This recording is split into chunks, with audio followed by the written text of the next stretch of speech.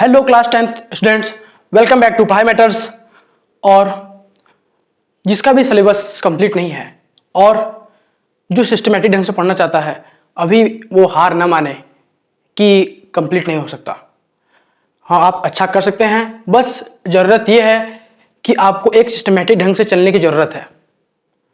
अब वो सिस्टमेटिक तरीका क्या है, क्या हैक्स हैं जिससे हम एग्ज़ाम में फोड़ सकते हैं। तो हम लोग पहले जान लेते हैं कि सितंबर से आपका प्लान क्या होना चाहिए। जो जिसका एजुकेशन लर्निंग सही चल रही है उसका भी इससे फ़ायदा होगा, और साथ में जिसका सिलेबस पीछे चल रहा है या फिर एकदम कम चल रहा है तो वो भी इससे फ़ायदा ले सकता है। आपको बस इस वीडियो से बस थोड़ा सा आइडिया मिलेगा, क्योंकि करना तो आपको ही है, ये आप भी जानते हैं और हम भी जानते हैं। क्योंकि आप चाहे जितना वीडियो देख लीजिए, इससे कुछ नहीं होने वाला अगर आप उससे अप्लाई नहीं करते हो। तो ये आपके माइंड में क्लियर होगा कि हम इस वीडियो को देख रहे हैं तो कुछ ना कुछ इससे सीखेंगे और अपने स्टडी प्लान में अप्लाई करेंगे। तभी इस वीडियो को देखिएगा, नहीं तो इस वीडियो को देखने का कोई मतलब नहीं है। और जितने भी क्लास 10th के आपके दोस्त हों जिसे आप अपना फ्रेंड मानते हो, उससे ज़रूर शेयर कर देना इस वीडियो को, ताकि उसे भी एक आइडिया मिले कि हमें किस पाथ में चलना है। क्लास 10th में हम लोग इतने छोटे होते हैं कि हमें ये नहीं पता कि हम किस पाथ से जाएं और हमें इजी पड़े। हम जो सभी करते हैं हम वो करने लगते हैं, जबकि हमें ये नहीं देखना कि अगले का क्या नंबर आ रहा है, कैसा उसका परफॉर्मेंस है। हम अपने परफॉर्मेंस को इंक्रीज कैसे करें, हमें उस पर ध्यान देना चाहिए। तो आइए हम देखते हैं कि हमें क्या क्या करना चाहिए। ये क्लास 10th 2023 का रोड मैप है, अब तो 2024 बोलेंगे। अब इसमें क्या है, सितंबर अक्टूबर नवंबर में हमें बस अपने सिलेबस कंप्लीटेशन में ध्यान देना है। क्या करना है, हमें अपने किसी भी तरह अपने सिलेबस को कंप्लीट करना है। ये एक्सपीरियंस है मेरा। टीचर से पूछोगे, टीचर चाहे कराएं चाहे नहीं कराएं, उससे पहले तुम्हें कंप्लीट कर लेना है। और किससे करना है, यूट्यूब पे बहुत सारे टीचर्स पढ़े हैं, पेड के बिना फ्री वाले लेक्चर्स भी बहुत ज़्यादा अच्छे हैं। बस इसमें लाइव नहीं मिलेगा, रिकॉर्डेड मिलेगा, बस इतना ही अंतर है और कुछ भी अंतर नहीं है। तो हमें पहले 3 महीने जो है इस पर सिलेबस कंप्लीटेशन पे ध्यान देना चाहिए। साथ में जो एग्जाम आ रहे हैं वो उसका एग्जाम देंगे हम, ऐसा नहीं है कि प्रिपरेशन नहीं करेंगे। और आप लोगों की शिकायत ये रहती है कि सर भैया कि हमारा टेस्ट आ गया, इसकी वजह से मेरे बोर्ड प्रिपरेशन में मैं बोर्ड प्रिपरेशन पे फोकस नहीं कर पा रहा हूँ, इससे गड़बड़ा जा रहा है।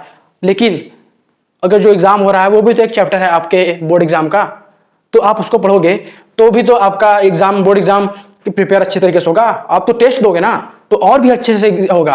तो इस अपने माइंड से ये निकाल दो कि आपका एग्जाम पे फर्क पड़ने वाला है, वो आपके एग्जाम के लिए बहुत ज्यादा बेनिफिट करने वाला है। तो हमें नवंबर तक सिलेबस कंप्लीटेशन साथ में रिवीजन के साथ कंप्लीट करना है। और दिसंबर जो हमारा पूरा है, इस पे ये तो जान ही रहे हो कि प्री बोर्ड तब तक आ जाएगा आपका। प्री बोर्ड पे आ जाएगा तो उसके लिए सिलेबस कंप्लीट रहेगा, और सिलेबस कंप्लीट रहेगा तो उसके साथ साथ रिवीजन भी करते जाना है रोज सेल्फ स्टडी के साथ। तो आपका ये प्री बोर्ड से आपको कम से कम एग्जाम में क्या आने वाला है आइडिया पता चल जाता है, आइडिया लगता है, आप जान जाओगे कि कौन से पोर्शन इंपॉर्टेंट हैं। और साथ में जब प्री बोर्ड आपका खत्म हो जाए उसके साथ साथ रिवीजन जरूर करते रहना, और प्रीवियस ईयर क्वेश्चन पे जरूर ध्यान देना। सैंपल पेपर करना चाहे ना करना, अब बहुत टीचर बोल रहे होंगे कि सैंपल करना जरूरी है, लेकिन मैं ये बोलता हूं कि सैंपल पेपर करना चाहे ना करना, प्रीवियस ईयर क्वेश्चन करके चले जाना। क्योंकि सैंपल पेपर कंपनियां बनाती हैं, वो भी अच्छे टीचर्स होते हैं, लेकिन जो प्रीवियस ईयर क्वेश्चन नहीं किया तुमने और तुम चले गए सैंपल पेपर क्वेश्चन करने में, अब तुम ही बताओ क्या रिलेवेंट होगा, जो क्वेश्चन आ चुका है या फिर जो अभी तक क्वेश्चन नहीं आया है, मतलब अपने से वो बनाया है, वो उससे जानते हो प्रीवियस ईयर क्वेश्चन सॉल्व करने से आपको ये पता चलता है कि कौन सा पोर्शन इंपॉर्टेंट है। मैं ये नहीं बोलता कि वही क्वेश्चन उठ के आ जाएगा, लेकिन इससे आपका आइडिया पूरा 100% आइडिया मिलेगा कि हाँ ये इंपॉर्टेंट है। लेकिन सैंपल पेपर में पैटर्न बदल सकता है, तो एग्जामिनर के माइंड से चलो। और साथ में प्रीवियस ईयर क्वेश्चन के बाद अगर आपके पास टाइम है तो सैंपल पेपर जरूर लगाओ। सैंपल पेपर ज्यादा नहीं, बस 1-2 हर सब्जेक्ट में 2 से 3 लगाओ, क्योंकि इतना टाइम नहीं रहता और तुम अपने माइंड को हमेशा प्रेस करते रहते हो, स्ट्रेस में रहते हो कि मेरा प्रिपरेशन सही नहीं चल रहा है। तो प्रीवियस ईयर पे ज्यादा विश्वास करो। अब जैन में रिवीजन करना है प्लस प्रीवियस ईयर क्वेश्चन, क्या करना है, प्लस प्रीवियस ईयर क्वेश्चन साथ में। अब तुमने सैंपल पेपर बोला है ना, तो सिर्फ 2 से 3 इसे किसे लगाते हैं, ताकि वो भी एक साथ 3 घंटे का जो आपका पेपर होगा उसके टाइमिंग लगा के सॉल्व करना है प्रॉपर पूरा सिलेबस का मॉक टेस्ट। ओके, और ऐसे ना आपकी आदत बन जाएगी 3 आवर्स की सिटिंग की एग्जाम देने वाली, तो आपका पेपर ना छूटेगा नहीं एग्जाम में। सोचो, इस पॉइंट को ध्यान रखो ताकि आपका मार्क्स इंक्रीज हो। और अपने ऊपर अब जो लास्ट जो ये सब टिप्स हैं, ये हैं कि सिर्फ अपने ऊपर ही फोकस करो। कोई बोलता है कि तुम्हें कुछ नहीं आता यार, अरे तुम नहीं कर पाओगे, तुम्हारा क्लास 9th में इतना परसेंटेज नहीं था, क्लास 8th में तुम्हारा बेकार था, तुम्हारा ये टेस्ट बेकार गया, तो भी फर्क नहीं पड़ता। अभी भी कहानी बदली जा सकती है। बस फर्क ये है कि अब तुमने करना चालू किया है, सोचना बंद किया है। तुम करते चलो और सोचना बंद करो। मैं ये नहीं कह रहा हूं सोचो मत सोचो, लेकिन करने पर ज्यादा ध्यान दो, तो आपको इंप्रूवमेंट दिखने लगेगा। और यहाँ पे पहली बात जो है, फोकस करो मैथ, साइंस और एसएसटी पे सबसे ज्यादा फोकस करो। साथ में इंग्लिश हिंदी पढ़ो ना, इंग्लिश हिंदी पढ़ो साथ में लेके चलो पैरेलल, लेकिन फोकस सबसे ज्यादा आपका इसी पर रहना चाहिए, क्योंकि ये सब ही हैं जो हार्ड चैप्टर में बनते हैं, लेकिन आप इसके ऊपर फोकस कर रहे हो। जैसे 80% इसके ऊपर फोकस कर रहे हो, इन तीनों सब्जेक्ट के ऊपर, साथ में जो है वो उसके उन लोगों के ऊपर 30-35% फोकस कर रहे हो, तो भी बाद में उनमें नंबर लाने में अच्छा अपने दिमाग का यूज किया जा सकता है। उसे लास्ट समय पे बहुत लोग पढ़ के अच्छा मार्क्स ला सकते हैं। अब मैं ये नहीं कह रहा कि तुम भी लास्ट में पढ़ो, लेकिन उसको साथ में लेके चलो और इस पे ज्यादा फोकस करो, इन तीनों सब्जेक्ट पे, क्योंकि यहाँ पे आपको बहुत ज्यादा डिफिकल्टीज का सामना करना पड़ता है, खासकर मैथ और साइंस में। तो अगर ये दोनों परफेक्ट बनेंगे, तो अगर उसके आप बस 50% भी मतलब पढ़ते चल रहे हो, तो आप अच्छा करोगे। लास्ट 1 मंथ में पूरा तरीके से एकदम जोर लगा देना, खुद इंग्लिश हिंदी आराम से ऊपर आ जाएगा। या फिर आपका अगर वीक हो तो उस पर भी ध्यान दीजिएगा।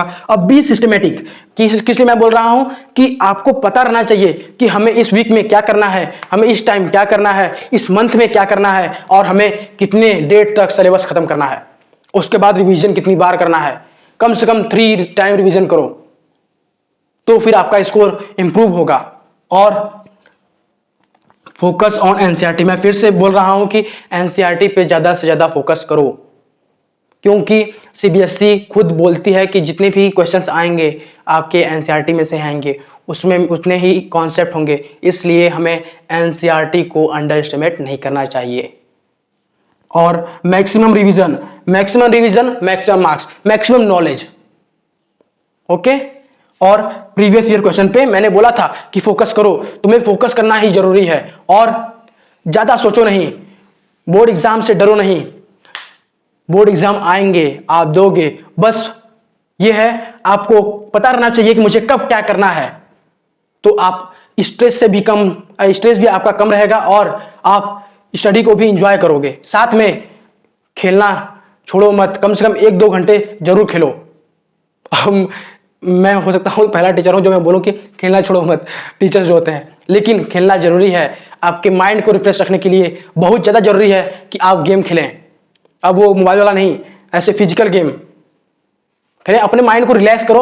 और सिस्टमेटिक ढंग से आप अगर रोज 6 से 7 घंटे भी पढ़ते हो, तो आप बस रेगुलर रहो। आप जिस हिसाब से अपना स्टडी कंप्लीट करोगे ना, उस हिसाब से मार्क्स आएंगे।